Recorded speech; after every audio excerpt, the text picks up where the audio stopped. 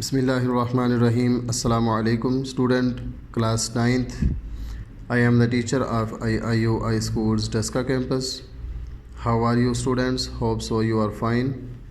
Let's start the lesson. Today my topic is density. बच्चों density का मतलब होता है कसाफत, किसी चीज़ का गाढ़ापन होना। ठीक है, डेफिनेशन है density of a substance is defined as its mass per unit volume is called density. किसी जिस्म के यूनिट वॉल्यूम का मास डेंसिटी कहलाती है। इसका फार्मूला है density is equal to mass of a substance over volume of that substance. ठीक है, S I unit of density is kilogram per cubic metre, kg m की पावर -3। और इसकी एग्जांपल आपने यहाँ से करनी है। ठीक है, for example the mass of 5 litre of water है, उसका जो वॉल्यूम है वो 5 लीटर है और 5 kg उसका मास है। Its density can be calculated, उसकी डेंसिटी जो है वो कैलकुलेट करें। स्टूडेंट हमें पता है कि 1 लीटर इज़ इक्वल टू 10 की पावर -3 मीटर क्यूब के बराबर होता है। 5 लीटर की बात करेंगे तो 5 मल्टीप्लाई बाई 10 की पावर -3 मीटर क्यूब। ठीक है, डेंसिटी ऑफ वाटर इसका फार्मूला हम लगा के जो ऊपर दिया हुआ है ये वाला वैल्यू पुट करेंगे 5/5 मल्टीप्लाई बाई 10 की पावर -3 मीटर क्यूब। 5 से कैंसिल हो जाएगा, ये कैंसिल हो गए फ़र्ज़ करें तो हमारे पास 10 की पावर -3 ऊपर जाके प्लस हो जाएगा तो 1000 किलोग्राम पर मीटर क्यूब आ जाएगा। तो ये वाटर की डेंसिटी है। ये फार्मूलाज हैं इसके नीचे डेंसिटी के। Density is equal to mass per unit volume, mass is equal to density multiply by volume, volume बराबर होगा मास ओवर डेंसिटी। ठीक है बच्चों, ये साइड पे जो है ना वो डिफरेंट सब्सटेंसेस हैं, उनकी डेंसिटीज़ जो हैं वो दी हुई हैं। इनको आपने याद कर लेना है एक एक करके सबको। यूज़फुल इन्फॉर्मेशन है, ये भी लर्न करें साथ। 1 मीटर क्यूब किसके बराबर होता है, 1 लीटर किसके बराबर है, 1 सेंटीमीटर क्यूब किसके बराबर है। ठीक है, ये वाला साथ ये भी ज़रूरी है याद करना। अच्छा, इसमें इस पैराग्राफ में कोई चीज़ याद करने वाली नहीं है, सिर्फ जस्ट इन्फॉर्मेशन है आपके लिए। इसमें बताया एग्जाम्पल के लिए बताया गया है कि is an iron object heavier then that of would. क्या आयरन जो है वो वुड से हैवी होता है? नॉट नेसेसरी, ये ज़रूरी नहीं है, बल्कि it depends upon the density, बल्कि ये डेंसिटी के ऊपर डिपेंड करता है। ठीक है, अगर हम इक्वल डेंसिटी ले दोनों आयरन की भी और वुड की भी डेंसिटी हम सेम ले लें, for example if we take equal volume of iron and wood then we can easily declare that iron is heavier than wood. फिर जो है वो आयरन जो है वुड से हैवी होगा। ठीक है, उसका मतलब होगा ये वॉल्यूम जो डिपेंड करती है डेंसिटी के ऊपर, किसी भी चीज़ का वॉल्यूम डेंसिटी कितनी होगी फिर उसके अकॉर्डिंग उसका फैसला किया जाता है कि ये हल्का है या भारी है। तो नेक्स्ट स्टूडेंट हमारे पास जो टॉपिक है वो एग्जांपल है 7.1।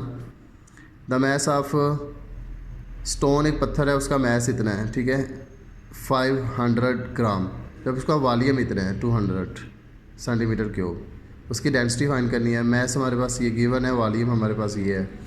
फार्मूला लगाना है, सिर्फ आपने वैल्यू पुट कर देनी है तो आपके पास ये आ जाएगा 2.5 ग्राम सेंटीमीटर पर क्यूब। नेक्स्ट हमारा टॉपिक जो है वो प्रेशर का। प्रेशर की डेफिनेशन है the force acting normally per unit area on a surface of a body is called pressure. यानी किसी जिस्म के यूनिट एरिया पर परपेंडिकुलर लगाई जाने वाली जो फोर्स होती है वो क्या कहलाती है, प्रेशर। प्रेशर की डेफिनेशन ये है हमारे पास, formula S P is equal to force over area, P is equal to F over A. ठीक है बच्चों, इसका एस आई यूनिट है pressure is a scalar quantity. ये एक स्केलर क्वांटिटी होती है क्योंकि इसकी मैग्नीट्यूड सिर्फ होती है, डायरेक्शन नहीं होती। In S I units of pressure is newton per metre square, also called pascal. इसको पास्कल भी कहते हैं। 1 न्यूटन पर मीटर स्क्वायर बराबर होता है 1 पास्कल के। ठीक है, इसका एस आई यूनिट भी आपने याद कर लेना है। इसमें आपने डेफिनेशन याद करनी है, फार्मूला और एस आई यूनिट। इसकी एग्जांपल्स हैं शुरू में प्रेशर की, समझाने के लिए हैं, इनको भी साथ अच्छे तरीके से लर्न कर लें। कि press a pencil from its ends between the palms. आप क्या करें कि अगर किसी पेंसिल को लें आप, ठीक है, और उसको हथेली के ऊपर रख के उसको दबाएं। हथेलियों के दरमियान रख कर दबाएंगे तो the palm pressing the tip feels much more pain than the palm pressing its blunt end. क्या होगा कि जो तेज़ नोक पेंसिल की होगी उस साइड पे हथेली बहुत ज़्यादा दर्द करेगी, जबकि दूसरी साइड पे दर्द महसूस नहीं होगा। ठीक है, क्योंकि जिस साइड पे क्रॉस सेक्शनल एरिया ये नोकदार होगा वहाँ पे दर्द इसलिए होगा क्योंकि इसका क्रॉस सेक्शनल एरिया बहुत ही स्मॉल होता है, इस वजह से। We can push a drawing pin into a wooden bolt by pressing it by our thumb. अपने हाथ के अंगूठे के ज़रिए आप क्या करें कि एक ड्राइंग पिन को बोर्ड के ऊपर पुश करें। It is because the force we apply on the drawing pin is continued just at a very small area under its sharp tip। अब क्या होगा कि अगर आप अंगूठे की मदद से उसको दबाकर लकड़ी के बोर्ड में गाड़ सकते हैं। इसकी वजह यह है कि ड्राइंग पिन जो है, ड्राइंग पिन पर लगाई जाने वाली जो फोर्स है पिन की तेज़ नोक के नीचे इंतहाई कम एरिया होने की वजह से है। ठीक है, एरिया उसका बहुत कम होता है, इस वजह से वो धंस जाती है। A drawing pin with a blunt tip would be very difficult to push into the board due to large area of its tip.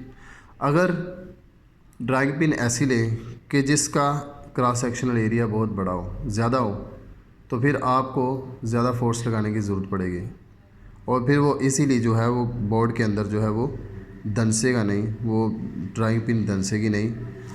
यानी कि प्रेशर जो है वो डिपेंड करती है क्रॉस सेक्शनल एरिया के ऊपर। जितना एरिया कम होगा उतना ही फोर्स का असर होगा वो ज़्यादा होगा।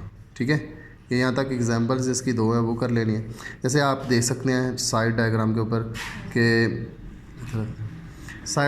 ऊपर आप देख सकते हैं कि एक ड्राइंग पिन है, उसको हाथ के अंगूठे के साथ दबाया जा रहा है, लेकिन इसका जो ड्राइंग पिन का क्रॉस सेक्शनल एरिया है वो बहुत स्मॉल है, जिसकी वजह से फोर्स का असर बढ़ जाता है। हल्की सी फोर्स लगाएंगे तो वो बोर्ड के अंदर चली जाती है।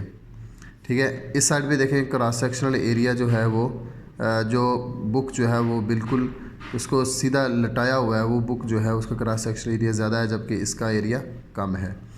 तो प्रेशर जो है वो क्रॉस सेक्शनल एरिया के ऊपर भी डिपेंड करती है। ठीक है, इसमें जस्ट दो इसके एग्जांपल्स हैं और डेफिनेशन, फार्मूला और ऐसा यूनिट आप इसको अच्छे तरीके से लर्न करना है। ठीक है स्टूडेंट्स, अस्सलाम वालेकुम, अल्लाह हाफिज़।